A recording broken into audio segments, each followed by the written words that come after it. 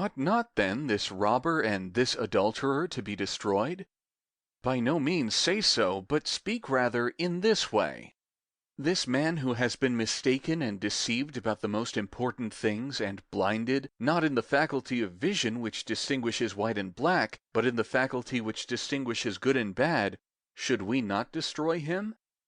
If you speak thus, you will see how inhuman this is which you say, and that it is just as if you would say, ought we not to destroy this blind and deaf man?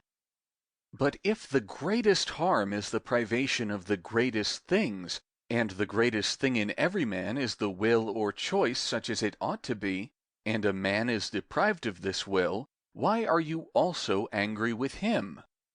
Man, you ought not to be affected contrary to nature by the bad things of another. Pity him rather.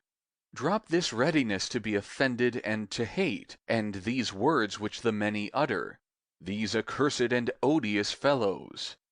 How have you been made so wise at once, and how are you so peevish? Why then are we angry? Is it because we value so much the things of which these men rob us? Do not admire your clothes, and then you will not be angry with the thief. Consider this matter thus. You have fine clothes, your neighbor has not.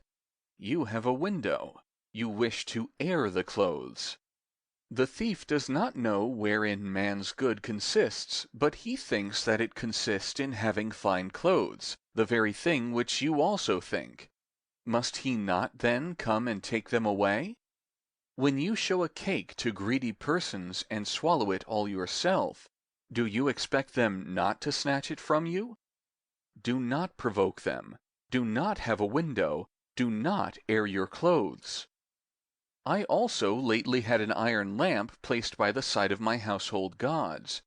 Hearing a noise at the door, I ran down and found that the lamp had been carried off.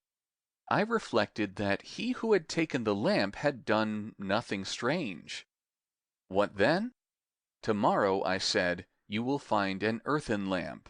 For a man only loses that which he has. I have lost my garment. The reason is that you had a garment. I have a pain in my head. Have you any pain in your horns? Why then are you troubled? For we only lose those things, we have only pains about those things which we possess. But the tyrant will chain, what? The leg. He will take away, what? The neck.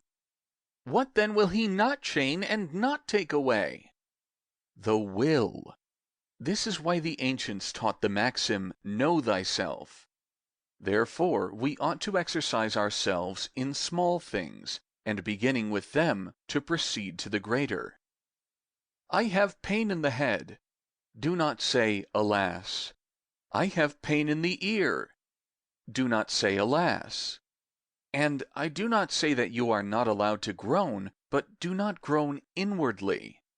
And if your slave is slow in bringing a bandage, do not cry out and torment yourself and say, everybody hates me. For who would not hate such a man? For the future, relying on these opinions, walk about upright, free, not trusting to the size of your body, as an athlete, for a man ought not to be invincible in the way that an ass is.